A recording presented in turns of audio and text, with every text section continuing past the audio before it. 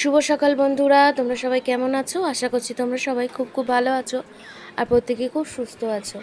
একটা মিষ্টি দিনে মিষ্টি সকালে তোমাদের সবাইকে সঙ্গে নিয়ে আমি আমার ভিডিওটা শুরু করলাম। আজ অনেক দিন পর আবার তোমাদের সঙ্গে ভিডিও শেয়ার করছি। তো আমার এখন সময়টা বলতে পারো ভীষণই খারাপ যাচ্ছে। কারণ হলো কিছুদিন আগে ফোনের সমস্যা ছিল, তোমাদেরকে বলেছিলাম। তারপরেও এখন আমার কিন্তু ভীষণই শরীরটা খারাপ। জানো তো, আমার ওই নীল পুজোর আগের দিন থেকে ভীষণ রকমের শরীর খারাপ হয়েছিল। তো ঠান্ডা লেগেছে। আমার ভয়েস শুনে হয়তো তোমরা অনেকে বুঝতে পারবে কিনা আমি বলতে পারছি না, কিন্তু আমার ভীষণই শরীরটা খারাপ। তো আমার এমনি অ্যাজমা আছে, তোমরা অনেকেই জানো, আমি বলেছিলাম আমার আগের ভিডিও। তো এখন প্রচুর পরিমাণে ঠান্ডা লেগে গেছে, তো সেই কারণের জন্য না আমি একদম ভিডিও করতেই পারছিলাম না। তো সেটা তোমাদের সঙ্গে শেয়ার করে উঠতেও পারছিলাম না। আর কী বলো তো, শরীরটা এতটা পরিমাণেই খারাপ না যে আমি যে তোমাদের সঙ্গে কিছু শেয়ার করব সেটা করেই উঠতে পারছিলাম না। তো পয়লা বৈশাখে মানে নববর্ষে আমি অনেক কিছু প্ল্যান করেছিলাম যে তোমাদের সঙ্গে আমার অনেক কিছু শেয়ার করব। কেনাকাটা করেছিলাম, ঘরের অনেক কিছু জিনিস কিনেছিলাম টুকটুক করে। তো সেগুলো দিয়ে একটু ঘরটা সাজাবো, সব কিছুই প্ল্যান করেছিলাম, কিন্তু সেটা আমার পরে আর সেটা পূর্ণ হলো না করা। আর যেহেতু করিনি, তো সেই কারণের জন্য তোমাদের সঙ্গে আমি ভিডিও আর শেয়ার করিনি।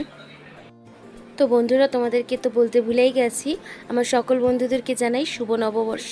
তো তোমাদের প্রত্যেকে যেন প্রথম নতুন বছর খুব খুব ভালো কাটুক, আর প্রত্যেকটির যেন খুব মানে সুস্থ থাকো, আর সবাইকে নিয়ে, পরিবারের সবাইকে নিয়ে খুব ভালো থাকো আর ভালো কাটুক। এটাই চাই, মন থেকে প্রার্থনা করি এটাই যেন তোমাদের সকলের যেন, আমার বন্ধুদের সকলের যেন এইভাবেই যেন কাটে। তো আজকে জানো তো অনেকটা শরীরটা ঠিক হয়েছে, কিন্তু গলা কানে ব্যথা ভীষণ পরিমাণে। আমি যে ভয়েস দিচ্ছি না সেটা তো আমার কষ্ট হচ্ছে। আর কি হয়েছে জানো তো, নিজেই যে তো এখনও ঠিকঠাক মতন শরীরটা ঠিক হয়নি। তো আমার এই ঠান্ডা লাগলে না প্রচুর পরিমাণে শরীরটা খারাপ হয়ে যায়। এমনিতে খুব একটা আমার শরীর খারাপ নেই, আমি অত কষ্ট পাই না, কিন্তু আমার ঠান্ডা লেগে গেলে না তখন ভীষণ পরিমাণে কষ্ট হয়। আমার নিঃশ্বাস নিতে মানে শ্বাসকষ্ট ভীষণ পরিমাণে হয়। তো সেই কারণের জন্য না ভীষণ মানে শরীর খুবই খারাপ থাকে। আমি একদমই বিছানা থেকে উঠতে পারি না, মানে অক্সিজেন নিলে তার মানে আমার ঠিক হয়, এরকমই একটা শরীরের অবস্থা হয়ে যায়। তো এখন একটু ঠিক আছি। আর দেখো, সংসারের কাজ তো পুরো এলোমেলো হয়ে গেছে, সমস্ত কাজ অনেক দিন ধরে আমি ঠিকঠাক মতন কিছুই করতে পারছি না।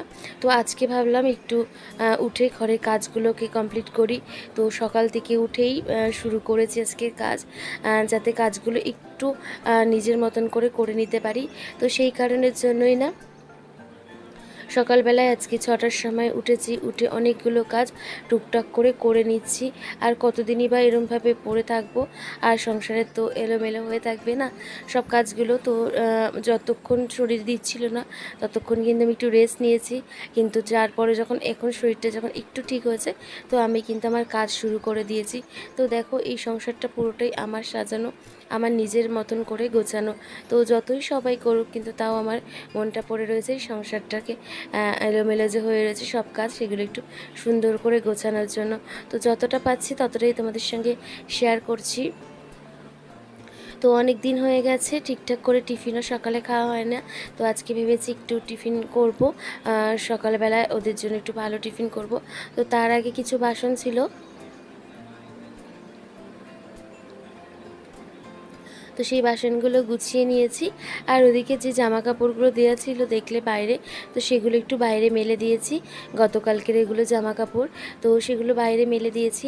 আর এখন আমি চলে এসেছি এখানে সকালবেলায় টিফিন করতে। আর আজকে জানো তো বানাবো একটু আলুর পরোটা। তো ছেলে না অনেক দিন ধরে বলেছিল মা একটু আলুর পরোটা করবে, তো আমি আর করে দিতে পারিনি। তো আজকে ভাবলাম একটু আলুর পরোটা করে দিই।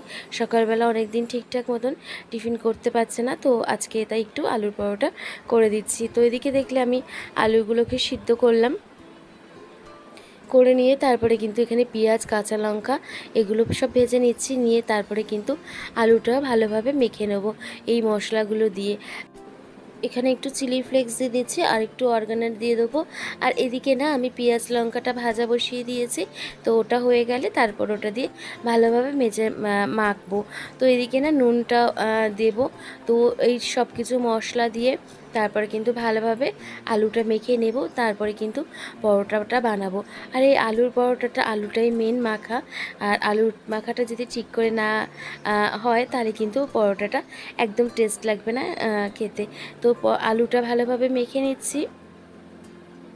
তো মেখে নিয়ে তারপরে কিন্তু ময়দাটার মধ্যে ভালো করে তোমার মিশ্রণ করে তারপরে কিন্তু পরোটাটা করব। তো এদিকে দেখো পেঁয়াজ লঙ্কাটা ভাজা বসিয়ে দিয়ে আমি কিন্তু মোটামুটি আলুতে যে মশলাগুলো লাগবে মাখানোর জন্য, তো সেগুলো আমি দিয়ে দিয়েছি। তো তারপরে এখানে একটু গোলমরিচ গুঁড়ো দিলাম। তো গোলমরিচ গুঁড়োটা আমাদের খুব পছন্দের, তাই একটু বেশি করে গোলমরিচ গুঁড়ো দিয়ে দিলাম। তো এরপরে ভালোভাবে আলুটা আমি মেখে নেব। মেখে নিয়ে তারপরে কিন্তু ময়দার মধ্যে পুর করে সেটাকে, এরপরে দেখো এখানে আমার পেঁয়াজ কাঁচা লঙ্কা এটা কিন্তু বাদামি করে ভাজা হয়ে গেছে। এবার আমি এগুলো কিন্তু আলুর সঙ্গে ভালোভাবে মেখে নেব। আর মশলাগুলো তো দেওয়াই রয়েছে, তো দেখতেই পাচ্ছ এখানে কিন্তু একটা মশলার কালারও হয়ে গেছে। আর এইগুলো কিন্তু বেশ ভালো লাগে এরমভাবে মশলা দিয়ে আলু সিদ্ধটা মাখলে। তো এরমভাবে আমি ছোট ছোট বল করে নিচ্ছি। তারপরে এগুলো কিন্তু ময়দার মধ্যে পুর দিয়ে তারপরে কিন্তু পরোটা করব। আর এই আলুর পরোটার সঙ্গে আমি আলাদা কোনো তরকারি করব না। এর সঙ্গে তোমার টমেটো সস বা দই দিয়ে, যেটা দিয়ে খুশি ওদের পছন্দ তো সেটা দিয়ে খাবে। তো এখানে আমি ময়দাটা ভালোভাবে মেখে নিয়ে তার মধ্যে কিন্তু পুরগুলো লাগিয়ে নিয়ে তারপরে কিন্তু পরোটাটা করছি। তো এখানে আমি পুরগুলো দিয়ে নিয়েছি, তারপরে কিন্তু ভালো করে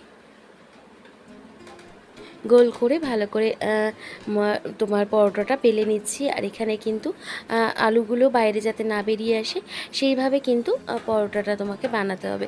তো দেখলে আমি এখানে একটু গোল করে নিলাম।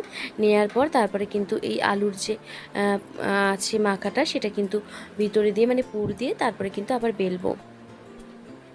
তো খুব একটা তো বড় হবে না এই পরোটাগুলো, ছোট ছোট আকারেরই করব। আর এটা না ছাঁকা তেলে ভাজলেও ভালো লাগে। আর আমি কিন্তু ছাঁকা তেলে ভাজবো না, আমি কিন্তু হালকা অল্প তেল দিয়ে পরোটার মতন করে নেবো। আর ছাঁকা তেলে ভাজলে না সকালবেলায় একদম কিন্তু খেতে ভালো লাগে না, ভীষণ পরিমাণে গা গোলায়। তো আর আমরা একদম পছন্দ করি না, অল্প তেল দিয়ে যাতে সকালবেলার খাবারটা হালকাভাবে হয়ে যায়। এটা কিন্তু অনেকটা হেলদি খাবার, তো সেই কারণের জন্যই কিন্তু অল্প একদম তেল দিয়ে শুকনো শুকনো মতন করেই কিন্তু আমি পরোটাটা ভাজছি। দেখো একদম অল্প তেলে কিন্তু লাল লাল করে পুরো পরোটাটা ভেজে নিলাম। আর কিন্তু বেশি তেলও নেই। আর আলুর পরোটা এরকম করে খেতে কিন্তু আমার ভীষণ ভালো লাগে। তো ছাঁকা তেলে না ভেজেও এরকমভাবে কিন্তু অল্প তেলেও পরোটা ভাজা যায়। তো সকালবেলা টিফিনটা করে নিয়ে ওদেরকে সবাইকে দিয়ে তারপরে কিন্তু আমি ঘর পরিষ্কার করে নিচ্ছি। ওই যে আজকে আমার ঘর পরিষ্কার করা মানে অনেক দিন যেহেতু করিনি, তো আজকে সুন্দর করে আমার মনের মতন করে ঘরটাকে একটু গুছিয়ে নিলাম। নিয়ে তারপরে কিন্তু আস্তে আস্তে করে ঘরের কাজগুলো সব করে নিচ্ছি। তো দেখো এই কাজগুলো তো নিজেকে করতেই হবে, তো ফেলে রেখে তো লাভ নেই। এখন যেহেতু শরীরটা ভালোই হয়েছে, যতটা পরিমাণে পারি শরীরটা ভালো হয়ে গেছে বলে যতটা পরিমাণে পারবো ততটা কিন্তু কাজগুলো সব করে নিচ্ছি। আর একদম না ভালো লাগছে না গো এইভাবে অগোছালো ঘর সমস্ত সব কিছু পড়ে থাকতে, নিজে না একদম ভালো লাগছে না। যখন শরীরটা একদম ভালো লাগছিল না তখন মনে হচ্ছিল যে না থাক, যেরম আছে সেরমই থাক, আর ভালো লাগছে না করতে। কিন্তু এখন তো একটু শরীরটা ভালো হয়েছে, তো ভাবলাম কাজগুলো করেই নিই। তো সেই কারণেই এইভাবেই কিন্তু ঘরগুলো ভালো করে মুছে পরিষ্কার করে নিচ্ছি। তো কদিন ধরে ঠিকঠাক মতন একদম কিচ্ছু কাজ করতে পারিনি, তো সেগুলো তো তোমাদের সঙ্গে শেয়ারও করিনি। তো এইভাবে এখন আমি আমার ঘরের কাজগুলো কিন্তু সকাল 6টা থেকে শুরু করেছি। প্রতিদিন যেরকম কাজগুলো করি সেইভাবেই কিন্তু একটু একটু করে কাজগুলোকে করে নিচ্ছি। তো দেখো পুরো ঘর মুছতে কিন্তু অনেকক্ষণই সময় লাগে। আর আমি কিন্তু বারবার জল মানে চেঞ্জ করে তারপরে কিন্তু ঘর মুছি।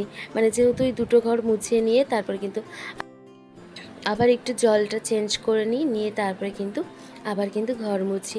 আর এখানে না অল্প কটা জামা কাপড় ছিল, তো সেগুলো একটু কেচে নিলাম। কেচে নিয়ে তারপরে কিন্তু বাইরে বারান্দায় মেলে দেবো। আর কি জানো তো, আজকে না ঠাকুরের জামা কাপড়গুলো একটু চেঞ্জ করলাম। তো আমি সেইভাবে তো কদিন পুজোও দিতে পারিনি, তো জামা কাপড়গুলো না ঠাকুরের চেঞ্জ করাও হয়নি। আর বাড়িতে ছেলে পুজো দিয়েছিল কদিন ধরে, তো বাড়িতে বুঝতেই পারছো যে ওরা পুজো দিলে কাজবাজ করলে যে কতটা কি হয়। তো ওরা ওদের মতন করে করেছিল, পরিষ্কার করে করেছিল। আমি আমার মতন করে এখন সুন্দর করে আমার সিংহাসন ঠাকুরের কিন্তু গুছিয়ে নিলাম, সুন্দর করে তাদেরকে সেবা দিলাম। আর আজকে একটু ফুলমালা নিয়ে মিষ্টি আনতে বলেছিলাম, তো ঠাকুরকে ওই দিয়ে সেবা দিলাম। তো তারপরে ঠাকুরের পুজো করে উঠে আমি কিন্তু রান্না বসিয়ে দিয়েছি। আর এদিকে আজকে রান্না করব একটু চিকেন আর উচ্ছে আলু সিদ্ধ। আর কিছু কিন্তু করব না, কারণ শরীরটা তো খুব একটা ঠিক হয়নি, কিন্তু তাও মনের জোরে অনেকগুলো কাজ করে নিচ্ছি। আর বসে থাকতেও ভালো লাগছে না। তো এখানে একটু চিকেন নিয়ে এসেছিলো, চিকেনটা ম্যারিনেট করে রেখে দিয়েছিলাম, আর এখন আমি কিন্তু করে নিলাম।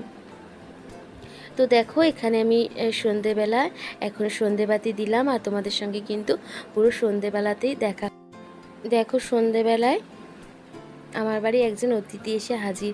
দেখি বারান্দায় জামা কাপড় তুলতে এসে একজন বসে রয়েছে। তো দেখতে পাচ্ছি এটা পাখি এসে এখানে কিন্তু। তো বন্ধুরা, আজকের মতন ব্লগটা এখানেই শেষ করলাম। আশা করি আমার এই ভিডিওটা তোমাদের ভালো লাগবে। ভালো লাগলে অবশ্যই কমেন্ট করে জানিও। আর যে বন্ধুরা আমাকে কমেন্ট করেছো, তো তাদেরকে রিপ্লাই করতে পারিনি, তার জন্য সরি। তো তোমরা সবাই এইভাবে পাশে থেকো, ভালো থেকো, টাটা।